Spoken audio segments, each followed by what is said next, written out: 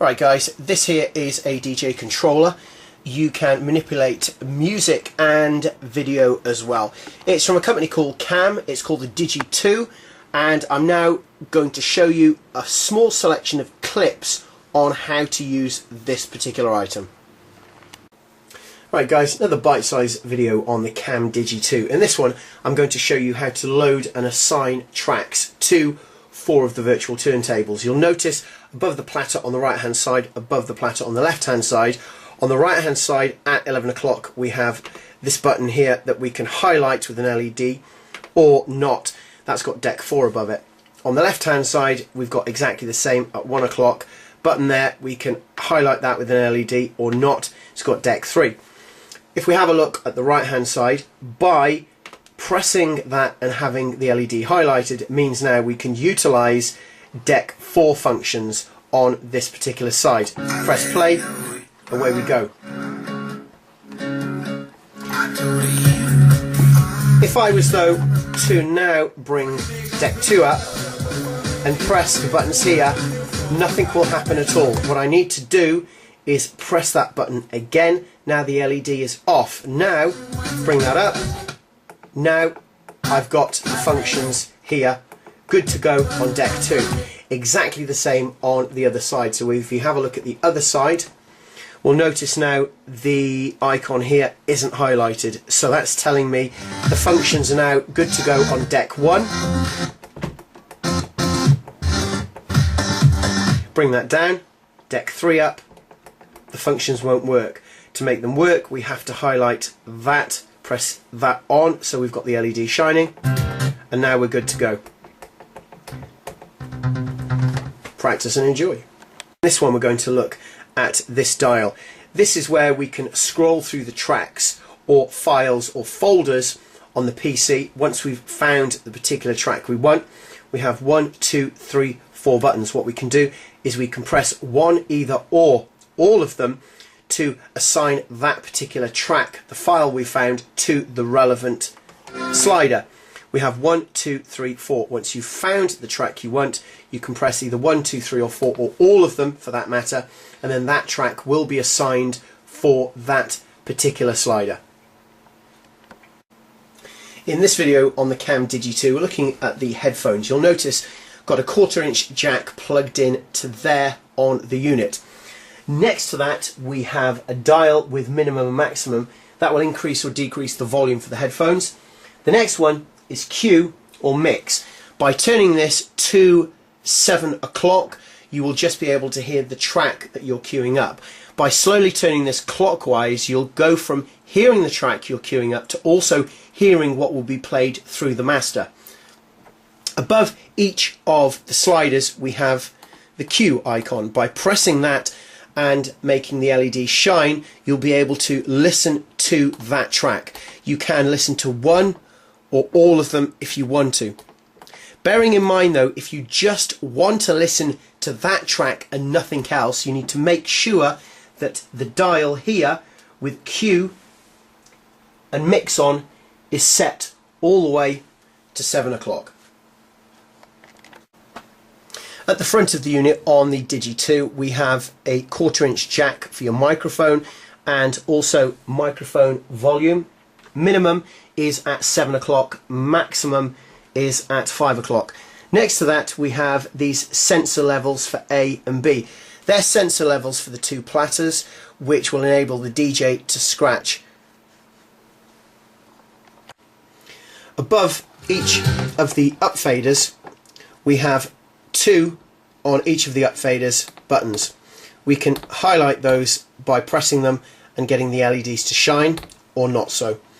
By highlighting them what will happen now is we can now assign the crossfade to either the left hand side or the right hand side. So each of the 2 buttons above each of the sliders has L and R.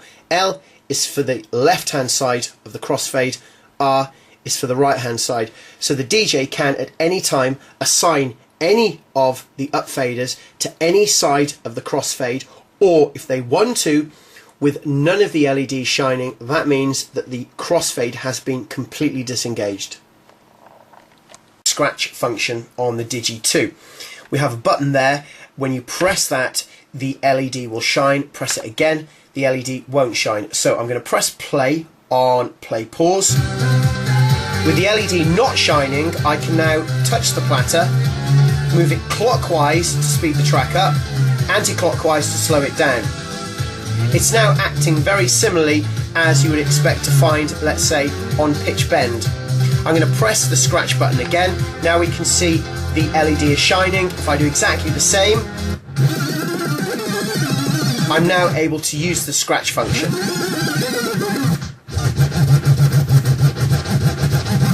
Practice and enjoy.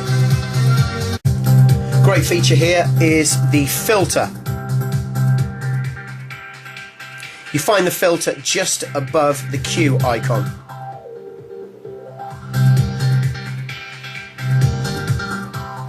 By moving this clockwise or anti-clockwise, you will get a good effect with the filter. Above that we have bass.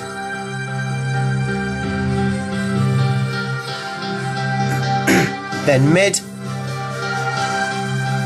then high, and above there we have the gain. The gain control is the volume for that specific channel, and you've got exactly the same features on the other 3 of the channels. Above the platter on either side we have 2 icons, 2 buttons here with in and out. Press the in, that will start the loop. Press the out, that will finish the loop. Once you've pressed out, then you will go right back to the beginning of where you set the loop, and you will carry on following through that loop until you press out again. So I'll give you a demonstration. In, out.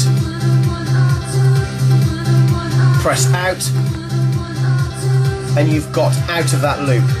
I'll do it again. Press in.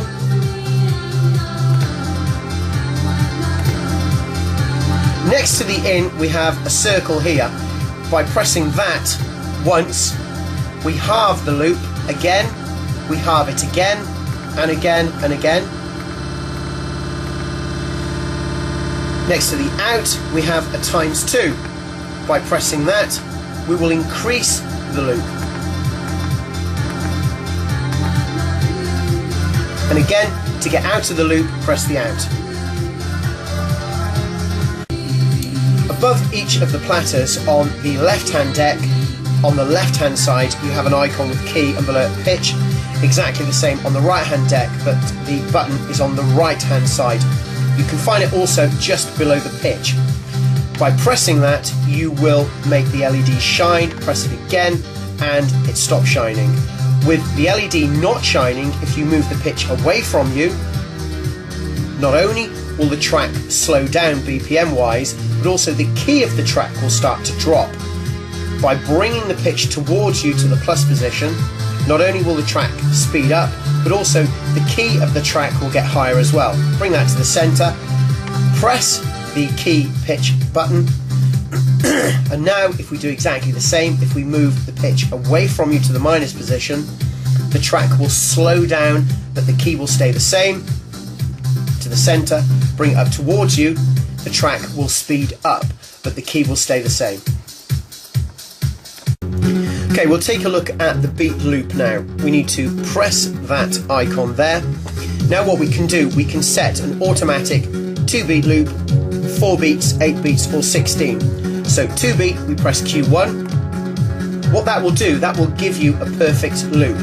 At the same time, if we want to decrease or increase that loop, we can decrease it by pressing the button next to the in. We'll halve it again. Alternatively, if we press ×2, we can increase it. You'll notice as well the icons here now are shining. That's telling me I now have a 4-beat loop, which is 1 bar, 2 bars, or 4 bars. Alternatively, if you want to, with the beat loop button shining, we can press Q3, which will give us 2 bars.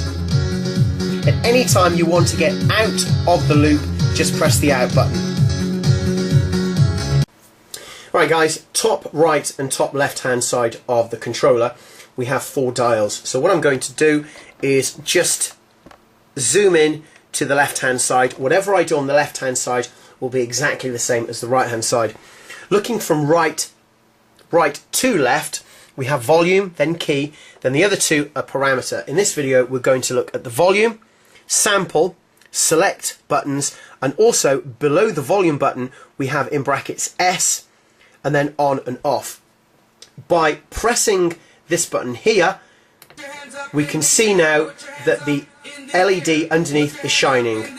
By pressing it again, it's not shining anymore. You'll also have heard that sample. There are preset samples in the LE software.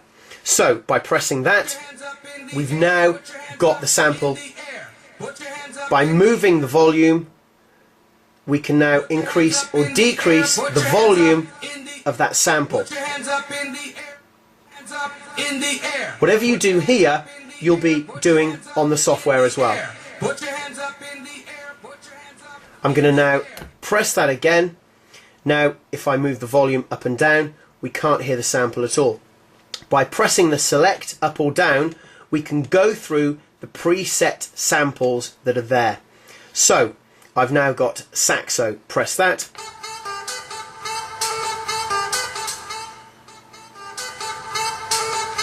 Press it again, select, siren.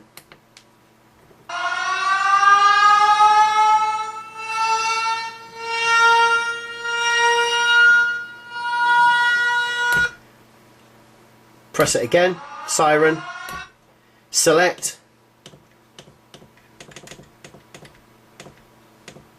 push. Push, push, push, push, push, push, push, push, push, push, push, push, push, push. At the top of the controller on either side we have these 4 dials. First one here is volume, the next one is key, then the next 2 are parameter. In this video we're looking at key. With the track playing, and by moving this dial clockwise or anti-clockwise, we can increase or decrease the key of the track.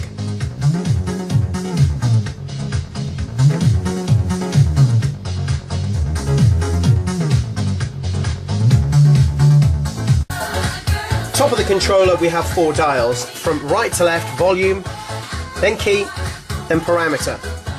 On the software, on the effects icon, you should see, if you scroll through using the select buttons here, something called beat grid.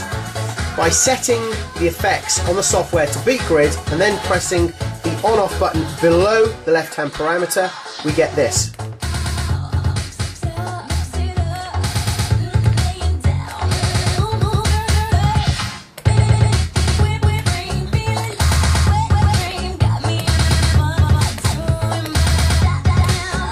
Also then, by pressing select again, you get to an icon and you can see flipping double. Press the on off again.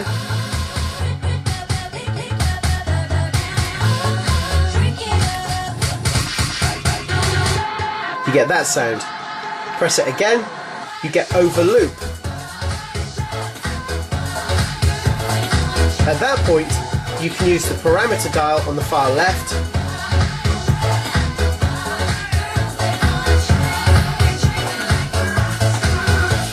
Press on off. We'll go down to backspin. Press start. Sorry, hit the camera, beg your pardon. Brake.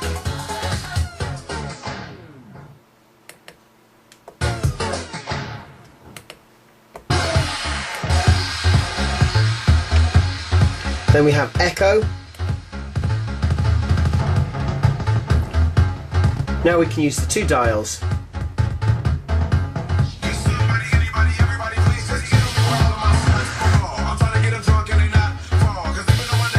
Flanger.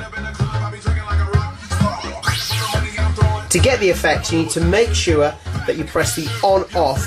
That will engage or disengage the effect. Right guys, we're looking at the sync, cue and play pause. By utilising the sync functionality of the KAM Digi 2, that will enable the DJ to automatically beat match either 2, 3 or 4 of the decks simultaneously. By pressing Q, what happens here is wherever the cue point is set, the track will play from that said cue point. But also, if you utilize the cue function, you need to keep your finger on the cue for the track to continue to play. And if you take your finger off, it'll stop. Alternatively, finger on the cue and then with another finger press play pause, the track will carry on playing.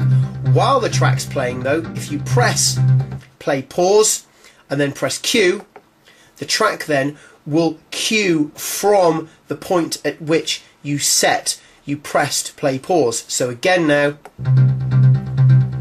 we've got a new cue point. Again, press play pause, track plays. If I show you the software, press play pause, and you should notice a small icon come here as soon as I press Q. Bang, there it is. So now the cue point has been set where I pressed play pause. Practice and enjoy.